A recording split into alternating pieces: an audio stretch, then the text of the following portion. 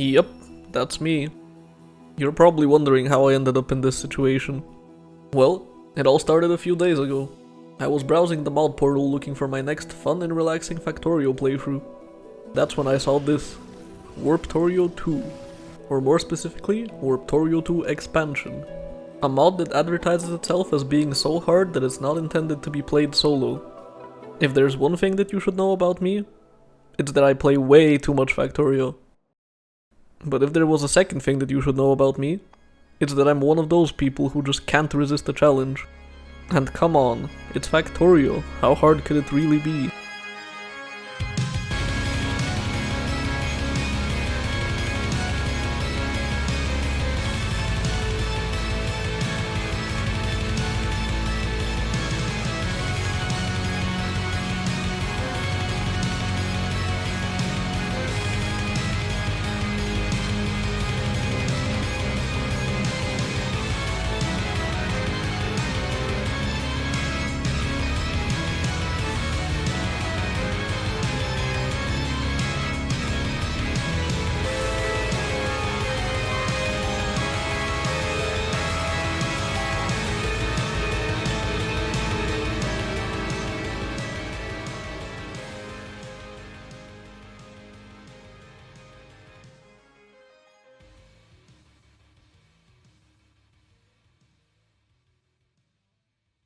Well, it seems we don't have time to waste, so let's just get right into it.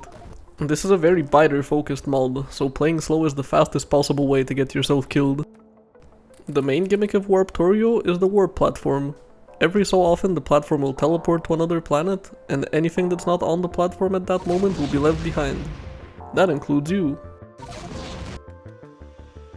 And that sounds cool and all, but you might be wondering, what actually makes this mod so hard? Well, the platform continuously spits out an absolutely ridiculous amount of pollution. That means every biter in a 10-mile radius will be swarming me constantly, while the only things I have are a few burner miners and a pistol. You might have also noticed this thing on the platform, with the Factorio shopping list sitting above it. That's a broken lab, and to fix it, we need to feed it all the items it needs. And it's our only way of doing research since we can't make our own labs yet. Once it's repaired, it works just like a normal lab, just even slower. And the first thing we need to research are gun turrets. The mod gives you a few minutes at the start with no biter attacks, but once they start coming they won't stop until we're either dead or off this planet. And here they are. I'm just gonna remove my pistol and fistfight them since the iron plates needed to make ammo are precious in this mod. Right now our goal is just to stockpile resources and survive long enough to get a few key researches done. And here's why gun turrets were so important. There's only one of me, but the biters attack everywhere. So while I was saving the miners, our power supply got blown up. And again, I left for just 5 seconds to take the plates out of the furnaces. Well, there's no point trying to salvage the situation now. With military research almost finished, it's time to pick up our stuff and make our escape. Look at that swarm of biters. There's no way I can fight all of that. Well, thankfully, I won't have to. If I start the warp sequence and make my way onto the platform at the last second, I should be able to just leave all these nasty biters behind. Oh, I guess teleporting everything on the platform includes the biters. Oh well, what matters is that we made it onto our second planet. Every time you warp in this mod, you reset the pollution spread and biter evolution from the previous planet. So we will have a precious few moments to set up a mining operation and some defenses on every new planet. And as luck would have it, we've landed on a world where the resource patches are about as far apart as they can get. So we'll need to defend at least 3 spots against constant attacks. And once the research that lets us make our own labs finishes, the ship lab just explodes. Thank you, Warptorio. At least now we have assembling machines and a small ray of hope that we can get some real science done. Also, you might have noticed this mod also has the toxic and explosive biters that you might remember if you watched my Exotic Industries video. And the problem right now is, I'm quickly running out of ammo, but I'm very much not running out of biters to shoot that ammo at. At least the attacks are mostly focused on the warp platform, so my mining drills aren't exploding as well. Okay, this is starting to get a bit crazy. Time to get out of here. Every new planet is like a mini speedrunning challenge. The faster you are with setting up your infrastructure, the more things you can get done before the bugs sniff you out. I have given myself the mercy of installing the even distribution mod. It does make setting up burner miners slightly faster, but also infinitely less annoying. Also, you might have noticed these yellow circles appearing on my turrets when I place them. That's an indicator for when the turret will become active. When the circle is filling up, the turret might as well be a decoration. That unfortunately means that slamming down 10 reactive turrets when you are unprepared for an attack won't do you any good. Turret placement needs to be carefully pre-planned. Warptorio might not change the recipes from vanilla, but it does add a bunch of extra technologies, like extra mining productivity, faster robot speed, more bullet damage, and so on. This is mostly to counteract the effect of being limited either by time or by having to build on a tiny warp platform. And if I want to get this research done at more than a snail's pace, I'll need to expand my little production box here with some extra labs. And some furnace walls, because why not? Oh, and there's also an RPG-like leveling system in this mod. You level up by killing bugs and you can spend points to increase various attributes of your engineer. But as is the case in most games with leveling systems, there is a correct and incorrect way to spend points. All these damage and health upgrades are basically useless since 99% of your combat will be done by turrets. And stats like movement speed or handcrafting speed will be absolutely invaluable in keeping up with the ever-increasing maintenance of your bases. Oh, and here's what happens if you're standing too close to an exploding biter when it dies. At this point, I'm probably spending more iron on bullets than my miners can produce, so it's time to pack it up. And shockingly, deconstructing your gun turrets doesn't exactly do wonders for your defenses. We take a few casualties, but manage to get out without it being too much of a setback. And on our third planet, we get a notification. Our scanner has detected the presence of an important warp reactor component around here. If you've previously played Warptorio, you might be asking yourself, why in the world am I not upgrading my warp platform? Those are all the most valuable upgrades. Well, the expansion to Warptorio locks all those good upgrades behind quests like the one we just got an alert for. Unfortunately, these quests are almost always far away from the warp platform and have a variety of different hoops you need to jump through. I'm assuming they were balanced for having multiple players, so that while some go off and complete the quests, others would be keeping up with the warp platform defense. Sadly, I have no such luck. I'm all alone in this hellscape. So now we have an additional goal. Not only do we have to keep ourselves and our machines alive, but we also need to find a way to start completing these quests if we ever want to escape this endless loop. I'll need some steel later, so why not put these wall furnaces to their intended use? And just to give us a sneak peek at what those quests unlock, there's one warp platform upgrade that can be gotten by default. Our warp platform is now slightly bigger. Hooray! Anyway, time to jump ship. And once again, there's a warp platform component on this planet. I decide that I'll use this entire warp zone just to complete this one quest and hope it unlocks something good. So I pick up everything and go off in search of the objective. This means I won't get any resources or research done on this planet, but we gotta start somewhere. And this quest objective has somehow spawned on a tiny island just off the main coast. This, as it turns out, is some majorly good luck, since when you activate these machines, they usually start attracting biters that try to destroy it. But now they can't, since it's protected by the strongest wall of them all. 3 tiles of water. And there's different quests for each type of upgrade, and each of them have a unique objective. This one needs to be powered by 6.2 megawatts for what feels like forever. And since I'm gonna be sitting around here waiting for the quest to complete, I might as well handcraft red science and get some research out of the way. Surprisingly, the warp platform isn't swarming with biters. I don't exactly know why that is, but I'll take it. Now, if we throw the quest item onto the platform, we unlock a new technology. The first step in the warp reactor reassembly project. And with only 6 minutes left on the auto warp timer, it's probably best to get out of here before the biters realize we're back. Now, in Warp Zone 5 we need to make up for the resources we didn't get on the last planet, so I'm slamming down every single mining drill I have. Researching the tech we unlocked earlier gives us an extra 10 minutes of time on each planet before the auto warp is activated. We also get some lore. Apparently we're in this mess because we were experimenting with a warp reactor and something went wrong. The extra 10 minutes would be nice, but at this point in the game there's very little benefit to sitting around in one place. Warping resets both evolution and the frequency of attacks, so there's way more upside to just leaving when the biters start becoming a bit too overwhelming. And even with 12 gun turrets on the platform, the biters somehow still managed to destroy some steam engines. I'm not sure how obvious it is from the footage, but I am under constant pressure right now. If I'm too slow with setting up my base and my defenses, I'm dead. If I don't stay on top of ammo production, I'm dead. Forget to refuel the furnaces and miners and stop producing iron, dead. Don't notice that a biter chewed through one underground pipe carrying water to my boilers, you guessed it, I'm dead. Now after our next warp we get the first new type of planet. It doesn't have a special name, but you can recognize it by the chat message saying that something is missing. In this case, there's no iron, which is by far the worst thing a planet can be missing. But shortly after we spawn we also get a new type of quest, the droid escort quest. And oh man do I hate this little idiot droid. He's supposed to follow you, but he moves glacially slow and for some reason keeps turning around right into attacking biters. And after escorting him for several minutes, I find out the quest objective is on the other side of a giant lake, so I cut my losses and get the hell off this planet. Thankfully, the next planet has an enormous iron patch right next to the warp platform. Karma really does exist. Now, I'm gonna start jumping forward a bit more in the footage, since as much as I enjoy sharing the full extent of my wacky Factorio adventures, I don't think I'm ready to edit a 10-hour video just yet. Basically, I warped around some more, did some quests, killed a lot of bugs. And now I'm here, Warp Zone 9, and it's time to finally make some green science.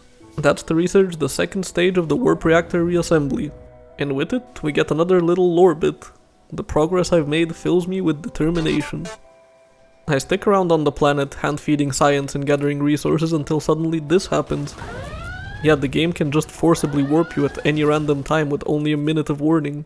A minute isn't even long enough to gather up all my buildings, so I'm forced to leave some furnaces behind. If I had been further from the platform, that could have been a disaster. And before I can even finish placing my miners, I get another droid escort quest. The game must really want me to do this one, huh? Well, after a few minutes of babysitting the droid, we reach its destination. And we get a new technology unlock. Thankfully I don't have to escort the droid back. I'm sure he'll be fine. And now the platform is even bigger. Cool. A bit later we finally get the quest I've really been waiting for. The Warp Factory floor. Needless to say, I'm a bit excited and start picking up all my miners so I can fully focus on the quest. But when I get there I realize this one isn't just powering the building for 5 minutes. I actually need to feed it a bunch of items. Oh well, back to base I go. This is why you put all your level up points into movement speed, kids. After feeding it the items and defending it from biters for 2 minutes, we get the Warp Factory floor technology. The first step towards something more permanent in this mod. And here's what it does. It unlocks a space inside the warp platform which is completely safe from biters. For now I'm just gonna use it to store resources. After a bit more time we get another new type of quest. This time we need to drive this extremely slow car back to the warp platform. Well, thankfully even if the engine is barely working, the gun is still fully functional. And right after we park the car in the warp platform we get a visit from our first boss biter. The boss biters later in this run are gonna be a big problem, but this first guy is just a slightly tanky spitter, so it's not a big deal. And that's how I learned that the car triggers a nuclear explosion when it dies. This mod really is full of surprises. And after struggling against biters for 4 hours, the mod finally blesses me with a moment of peace. Welcome to the ocean planet. There's no biters here, but also no resources of any kind, but that means it's the perfect time to redesign the platform without the constant pressure of keeping up defenses. You see those chests with loaders in front of them? Those transport resources between the different floors of the warp platform. And I'm gonna use these floors to make some actually automated science production. Fitting red science in this tiny space was simple enough. There's no way to automate transport of the science to the labs though, so I'll just stick it in a chest. Making green science fit in here was significantly more of a challenge though. In the end I managed to make it work but only found room for 4 assemblers. Still better than handcrafting inserters and belts.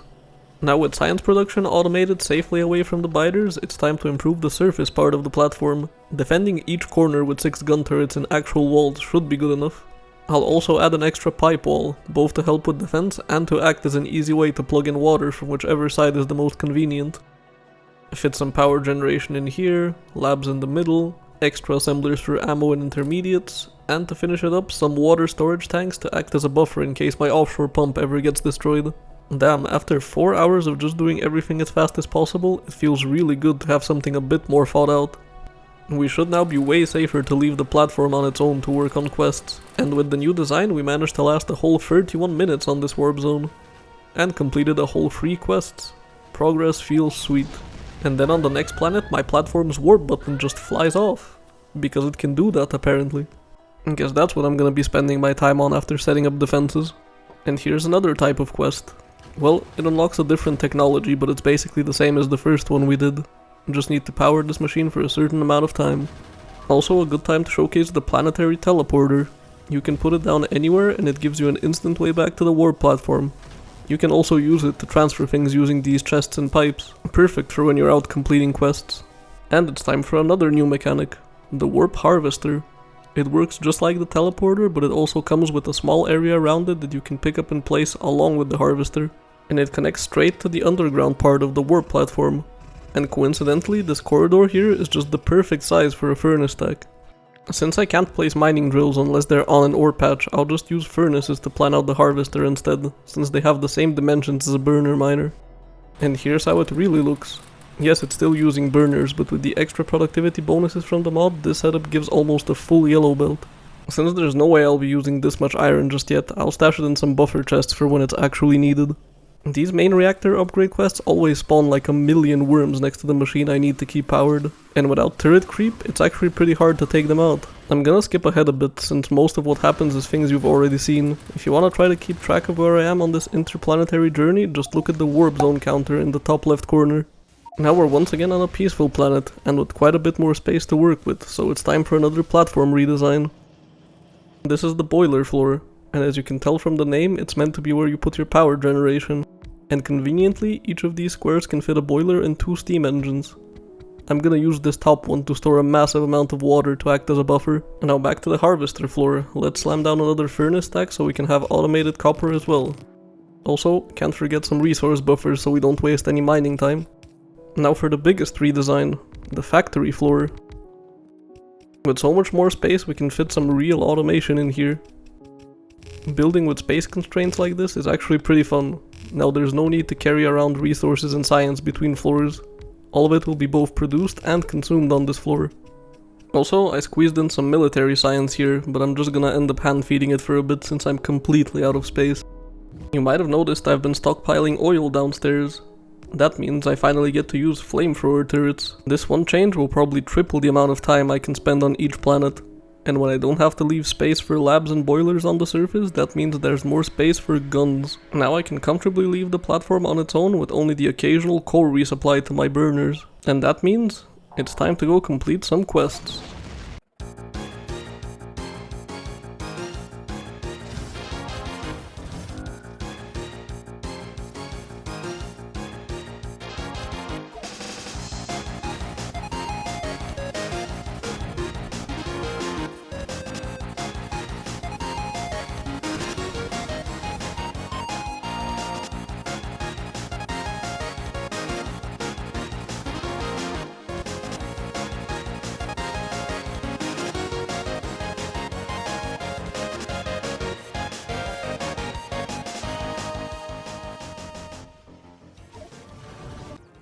And here's what our warp platform looks like now.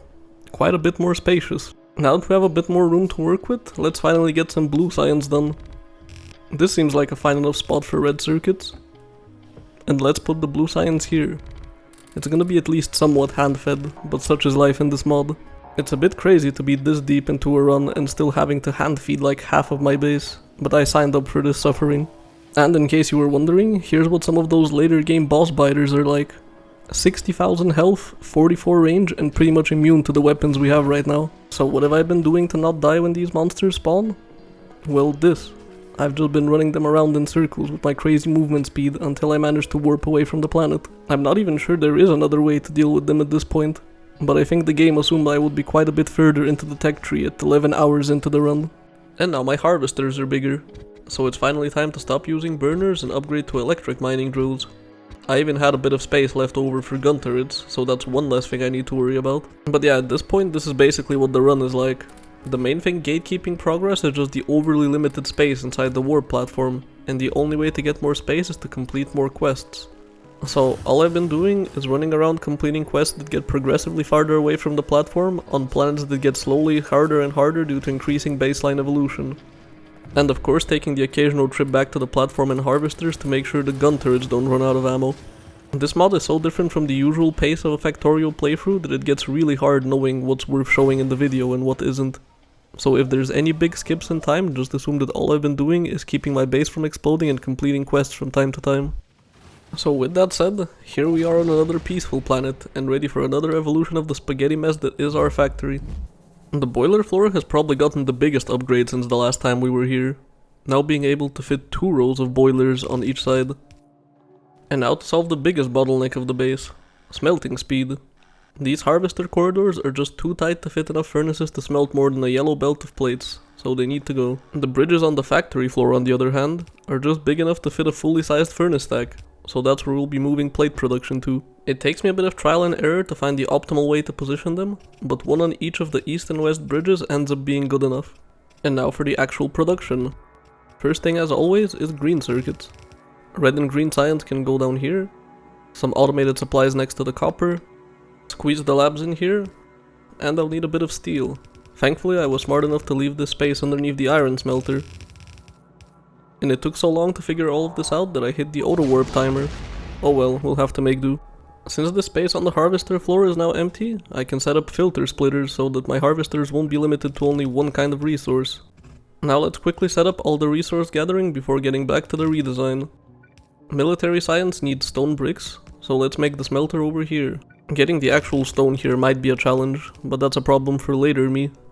Now let's finally get advanced oil out of the way. The only place with enough space for it is the boiler floor, but that's also where the water is, so it works out. The upside of having this few refineries is that you don't need much cracking either, just a few chemical plants. Routing pipes between the floors is a massive pain though. Plastic and sulfur go here, and yes, it is as bad as it looks. And since this is pretty much the only part of the warp platform that's still empty, this is where red circuits and blue science will go. Unfortunately, iron and steel are so far from that side that it's actually easier to make the engines all the way down here at the bottom. This has to be the worst case of belt spaghetti I've ever had in any of my bases. But with that finally, at 15 hours in, we have fully automated blue science. It's almost hard to believe. Now that the redesign is done, it's time to go out and get the resources I've been neglecting while building. The harvesters now have a second belt leading to the platform, and with our resource filter in place I can now mine multiple resources from the same harvester. Another good thing to do with the harvesters is to place them far away from the warp platform, since if they're out of the massive pollution cloud made by the platform they'll be attacked far less often. And if the planetary teleporter isn't being used for quests, it'll be used as an extra harvester to collect oil. Yep, this is a perfectly normal spot for a quest objective to be. No problem, Warptorio. It is always a bit shocking when I go outside the platform and see just how many biters have been attacking. Quest objectives spawning right next to enormous biter nests is starting to become a trend, and I'm not sure I'm a big fan of that. I never thought I would miss turret creep. Well, it's nothing a few grenades and fish can't deal with. A big problem with only having 2 warp harvesters is that I'm almost always low on at least one resource. And with more and more power being required, that resource is very often coal, so I'll eventually need a way to lower coal demand. With that said, enter possibly the most cursed sulfuric acid setup I've ever made. And with that, some batteries. And in trying to complete this main reactor quest, I get greedy and overstay my welcome on this planet while forgetting to stock up on oil. So my flamethrowers stop working and I have to scramble to replace gun turrets and warp out as soon as the quest finishes. We even got the first big biters of the run. At least we got the quest done, and some extra lore filled with big words that I'm not gonna pronounce. And that oil debacle has inspired me to actually put some effort into making sure the oil only gets sent down when the flamethrowers have enough left. Also, one of the quests unlocked some water on the boiler floor, so now there's no more need to worry about my water supply getting blown up. Let's put the sulfuric acid to use and start mining some uranium. It's not gonna be usable for a long time, but the sooner we start stockpiling the better. And here's another new quest. This one is special though, but it's spawned on an island again. 1 tile landfill bridge it is. Once it completes, we unlock Marvin, the depressed and bored android. But I'll explain that later, cause right now there's a gigantic boss spitter hitting my turrets. I don't know if this is intended exactly, but the poison boss biters do almost 0 damage to buildings. So I can just keep repairing and replacing turrets until it eventually dies. And what's really great about this is that when they die, the boss biters drop a bunch of useful items. It varies depending on your progression level, but in this case we get a bunch of potions and 90 blue science packs. And I'm gonna need concrete for centrifuges, so time for another cursed direct smelting setup. Now let's get back to Marvin. Just getting the technology isn't enough, you also need to craft him, and he is not cheap. But once you've done that, you get this little flying Spidertron head. You can control him with a remote just like a normal Spidertron, and he is needed to win the game, but for now his functions are a bit limited. He can produce a slow trickle of science though, so I'll leave him to do that. And now that we have Marvin, we also unlock the final type of quest. Marvin is required to complete it, so I start having him follow me around like it's an escort quest, but I'm an idiot and only later realized that I can just pilot him like a vehicle, and he can fly, so I can just get over this lake that way. But sadly when I get to the quest objective, I realize it needs blue circuits, which we are way off being able to produce in these quantities, so for now we'll just have to let this one be. Back at the base, I decided to take some preemptive measures to make sure this is a one-time problem, so I set up some hand-fed blue circuit assemblers. Absolutely awful way of making an item this expensive, but it seems we only need a couple of hundred for quests. Also, I finally want some robots, so let's make another hand-fed build over here in the corner to make some electric motors. I'm sure you've all hand-fed some builds in the past, but have you ever been so low as to hand-feed lubricant barrels? At least it comes with the nice bonus of getting power armor finally. And since it's been a while and I've gotten plenty of upgrades since then, let's redesign the harvester platforms. Now we can have all corners protected by turrets and around double the amount of mining drills. And here's another damned boss biter. I currently have 2 quests being worked on at once, so I really would like to not warp away. I try stalling it for a bit, but when I need to go collect my buildings from the completed quest, it's already reached the warp platform. Thankfully, it seems that getting stuck inside the platform does something funny to its pathfinding since it's so massive. I usually try to avoid using the instant ammo refill from even distribution, but this time I feel it was warranted. That was a bit of a panic, but our reward for killing that biter was almost 100 blue circuits. These guys might actually be worth killing after all. And as if our defenses didn't already take enough of a beating, the next warp puts us on a volcanic planet, one of the most biter-infested possible planets. It also has these volcanoes which spit fire everywhere and also act as biter spawners. I was curious what happens when you kill one, so... And as is becoming a trend in this run, I've now handcrafted my first robots. Now I can just leave them to repair the walls and turrets, so that's one more thing off my plate. But anyway, this planet is too much for our current tech level, so let's get out of here. I already know what I need to free myself from this disaster hand-fed base, and that's why I need some low-density structures. The spaghetti is reaching terminal levels at this point. I'm starting to like this Marvin guy now. With all the blue circuit drops from bosses plus our production, we can actually do this quest now. We just need to defend both Marvin and the reactor until he finishes inserting all the items, but it seems this quest draws even more biters than usual. And for our efforts and extremely expensive items we get a warp platform active ability that I'll forget exists and not use for the rest of the run. Here's something cool about explosive biters. Their nests also explode when destroyed, and if they're tightly clumped together like here, this happens. Doesn't do us much good, but it looks cool. And now let's start processing that uranium we've been storing. It's gonna be painfully slow, but the main goal is to get the 40 enriched uranium we'll eventually need to kickstart Kovarex. And while I'm here making things I won't use for another 15 hours, let's set up some rocket fuel as well. If nothing else, you can't say I don't plan ahead.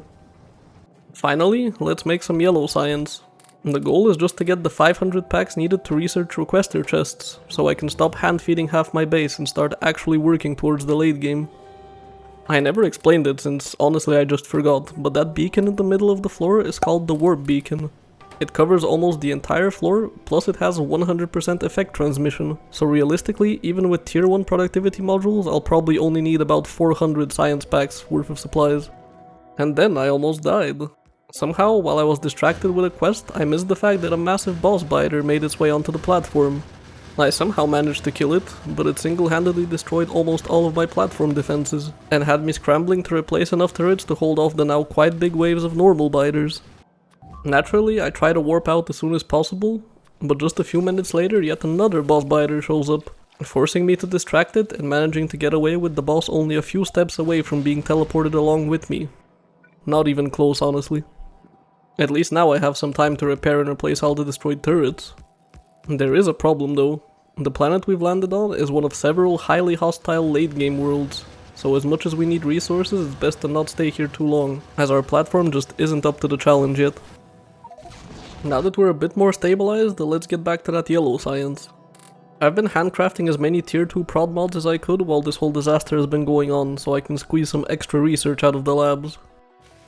And while the research chugs along in the background, I'm gonna start on a little defense redesign. As ridiculous as it sounds, until now I've been manually resupplying my gun turrets with ammo, so every few minutes, regardless of what I was doing, I had to take a trip back to the surface platform. And of course, before I can finish my thought or my design, I need to go off and kite another game-ending boss biter. I seriously need a way to deal with these guys. Alright, now where were we? Ah yes, improving defenses. Nope, never mind, 5 minutes into this planet and yet another boss biter. Surely the next planet will give me some time to breathe, right? Okay, this time for sure. After 4 failed attempts, let's finally finish this perimeter. It's not a very elegant design, but I think it can be excused with what's been happening to me while I was trying to make it. Even if it's a bit ugly, it should be way more effective at holding off the biters. And it makes it so I don't have to worry about my turrets running out of ammo anymore, so that's another plus.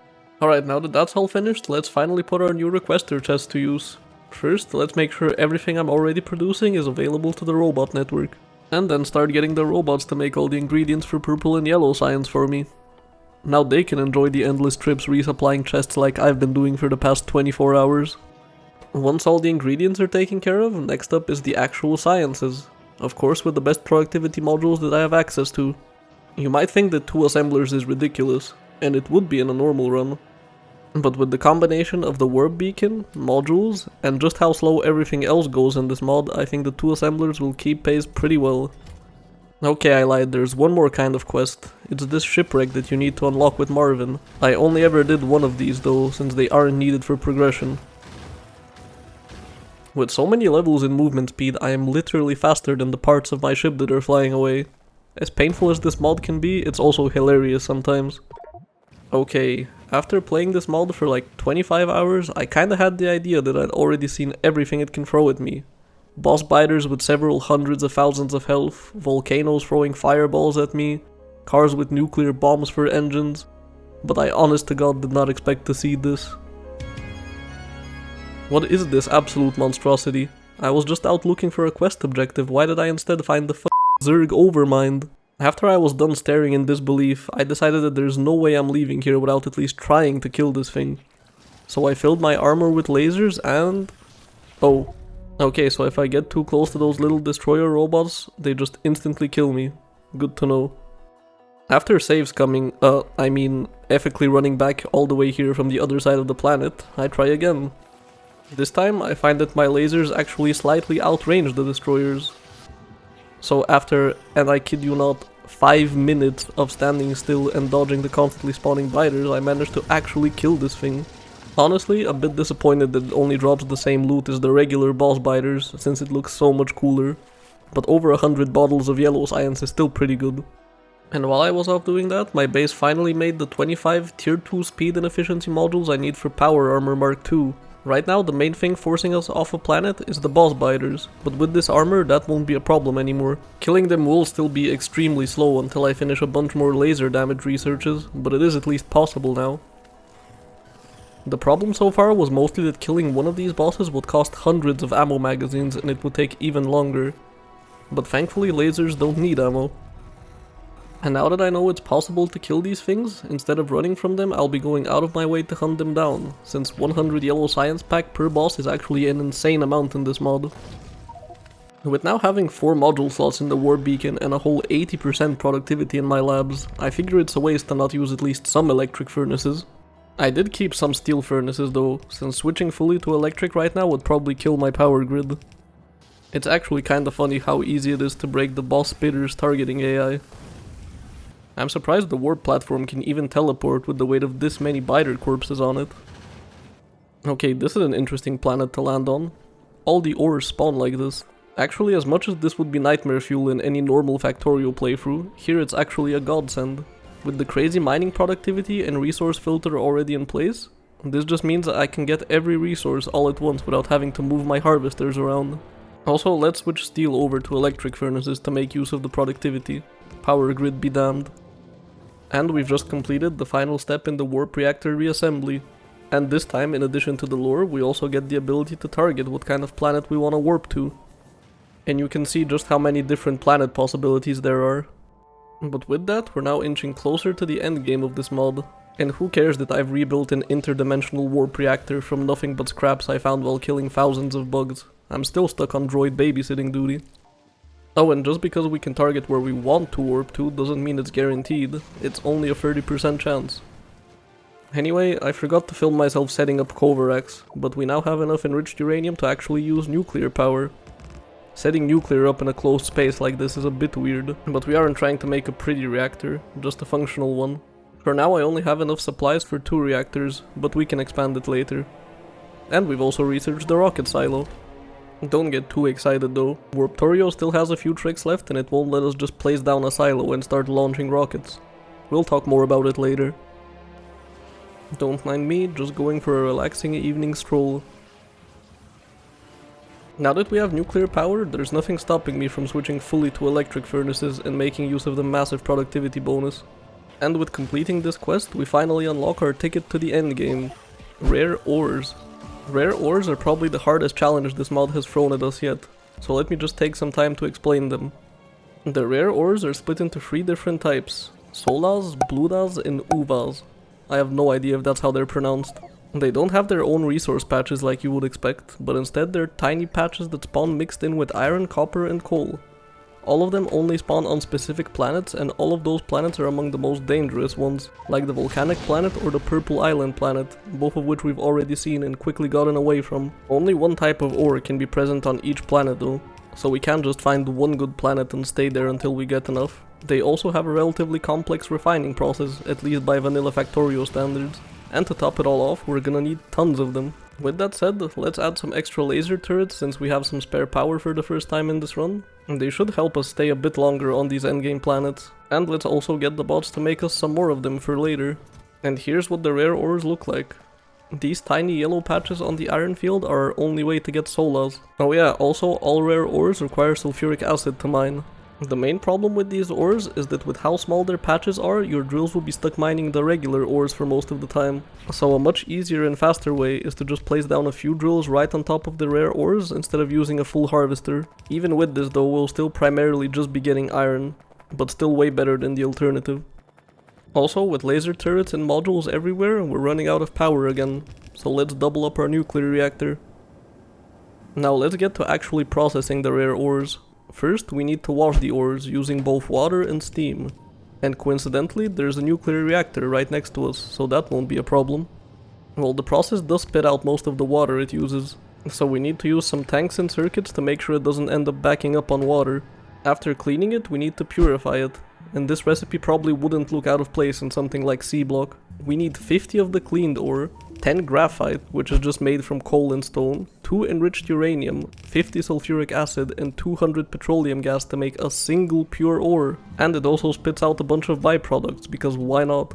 The reason we need all these rare ores is to make this dimensional crystal, which is needed to launch a rocket. So I guess that's what I'll be doing for the next several hours of my life.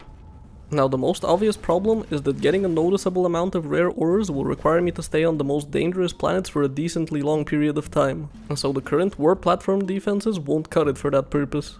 Like come on, I'm still using yellow ammo in my gun turrets more than 30 hours in. And so after warping out to reset the constant attacks, say hello to the endgame defense design.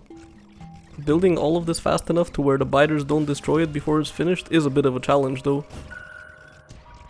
Now that's a platform ready for the endgame. Upgraded the gun turrets to red ammo, doubled the amount of flamethrowers, and I've left extra room for more laser turrets later when I actually have enough of them. I guess I could have switched the flamethrowers over to light oil, but routing fluids all the way from the boiler floor to the surface would be too much of a pain. And let's also switch the harvesters to laser turrets. Luckily for us, this frozen planet also has one of the rare ores, Uvas, which is found in the copper patches. It's refined in exactly the same way, so no need for new infrastructure. And just when I was starting to get comfortable, the game decided it would be a good time for a forced warp. Oh well. Since there isn't many better things to use the resources on right now, let's start making tier 3 modules. And have you ever seen a bot-fed blue belt setup? I know I hadn't before this. I'm also gonna research space science for one very simple reason. Once the research completes, the boss biters start dropping space science packs instead of yellow ones. I know, crazy, right? It also allows Marvin to very slowly produce space science after his last upgrade. Okay, now that there's not much left to do other than wait and slowly gather up ores, this is probably the best time in this hectic mod to just take a minute and talk about it. First things first, let's address the clickbait. Is this actually the hardest Factorio mod? Well, probably not. But let me explain. Usually, when talking about the difficulty of a Factorio mod, what people are really talking about is the mod's complexity. New and changed complicated recipes, extra intermediates, byproducts that need dealing with, logistical challenges, that sort of thing. And while Warptorio2 does have some of those things, it's by no means even close to the most complex Factorio mod. It is, however, absolutely relentless. Throughout this whole run, I had to be constantly on guard, or else bad things happened almost immediately. The combination of the constant biter attacks, time limits, building space restrictions, random events like boss biters or getting force warped, and the requirement of doing quests in order to progress, made for a very challenging, but also in my opinion extremely rewarding gameplay loop. Although it did sometimes end up feeling like I was playing a survival game instead of an automation focused game. Also, I kinda cheated and I'm playing the mod in an unintended way by doing it solo. Obviously I could just load up Rampant Pyanodon's Death World with maxed out enemy settings and that would be harder, but don't think too much about that. Alright, enough about the difficulty and my clickbait. What are my thoughts about the rest of the mod? Well, it's a bit complicated. Like I said, the gameplay loop of struggling to survive and slowly inching forward in terms of progress was extremely addicting.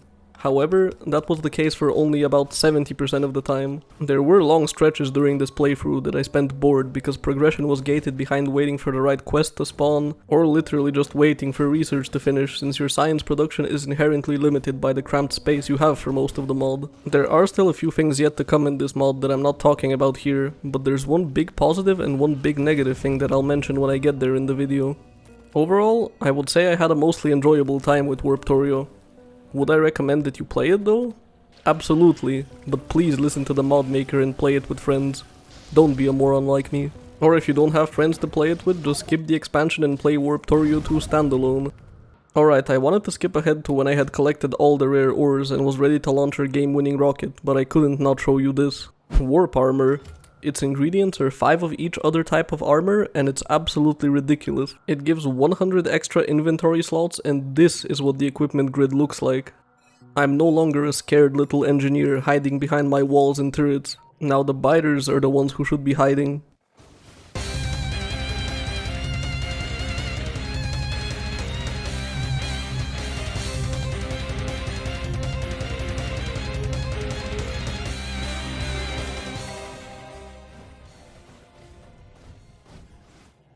Okay, sorry, I don't know what got into me there. Alright, now let's get to actually winning the game. I've gathered all the rare ores and made the dimensional crystal. Now all I need to do is use it to have Marvin mark a rocket silo location for me. Huh, that's weird. Usually the rocket silo doesn't look like a giant mining drill, does it? Nope, this is another curveball the mod throws at you right towards the end. You have to actually build your rocket silo through 6 different stages before it becomes usable. And this is the first of those stages. We need to excavate the launch site. At first I tried to route the stone into my base, but I soon realized that the silo is producing 100 stone per second. Yeah, okay, I'm turning it into landfill. Once the stone is cleared, the construction site changes and now we're on stage 2. Now we need to feed a variety of items and water. Well, the water can conveniently come via the planetary teleporter, and all of these are items I've had stockpiling in the base, so it's not too big of a deal to bring them over. The next stage is once again excavation, but this time we also get some of all the other ores, not just stone. Well, I'm too lazy to deal with them, and they come out in small enough quantities that I can just stick them in chests. Next is more basic building materials, but also some pipes. I guess I need to automate underground pipes. After that, the silo needs a whole bunch of wires. Luckily, I had them already automated since they were used a lot in quests. But then the last stage happens. All 3 types of circuits, electric engines, refined concrete, and radars. Well, I have a decently big stockpile of blue circuits from killing bosses for the last 10 hours, and the other 2 circuits are comfortably automated in my base. But refined concrete and radars were not something I expected. So after quickly making some dirty builds for those, and running around wondering what to do until I get enough of them, Our rocket is complete. And now it's just a normal rocket like you would see in the base game. In one of my rare intelligent moments, I've been buffering tons of all the rocket ingredients ever since I unlocked requester chests, so that won't be a problem. And here's our rocket, almost a whole 42 hours in.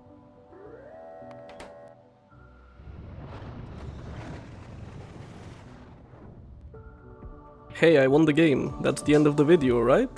Well, technically I could stop here since this is the victory screen, but there is one more thing that can be considered the true win condition for Warptorio, and that's going back to and colonizing the world we started from. It's also extremely painful and boring, so of course I have to put myself through it.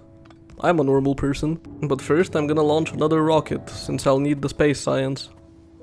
From here, I'll need 9,000 space science, which with my productivity bonuses can probably be brought down to around 4,000. And an absolutely ridiculous 300 of each rare ore. That's to make this thing, the Warp Reactor Final Fix component. All it does is give us the ability to target our original homeworld as a warp destination. Do you remember at the end of my yapping session where I said there's still one more positive and negative thing in this mod? Well, the rocket was the positive. It really gave the silo the feeling that this is the end goal and win condition, and it made it feel so much better to see that first rocket flying off. And this thing is the negative. Fundamentally, gathering the rare ore is just not interesting. At this point in the game, both me and my warp platform are so overpowered that the constant biter threat is more of an annoyance now. Add on top of that how slow getting any meaningful amount of them is, and the fact that you need around 15,000 of each ore to actually complete the goal, and you end up with the endgame feeling like a massive slog. I mean, it's probably my fault. No one forced me to keep playing for the sake of completion, but I thought that I would share my thoughts on it anyway. With the threat of dying pretty much being zero at this point, and the boss biters just being a loot pinata that drops space science, the next hours were just spent going to one of the planets with rare ores, sitting there until I got 300 of the pure version, and then moving on to the next one. It was so repetitive that I didn't even film most of it for the sake of saving hard drive space. But that would be a very lame note to end on. Regardless of the optional true ending I decided to go for, the rest of my time with this mod was a ton of fun. And I won't let it end with me staring at the warp platform and waiting for resources. A fun fact, you can teleport yourself back to the homeworld before bringing the warp platform over. You can also see the spot where our very first tiny warp platform used to be. And you can also see the nasty biters that forced me off this planet 50 hours ago.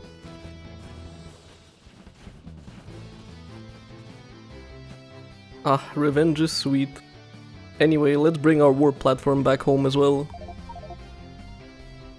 Well, dear viewers, it has been quite the journey, but it's time for this video to come to a close. See, even Marvin is sad to say goodbye to you guys. But with Factorio's expansion Space Age coming out soon, I have the feeling this won't be goodbye for long.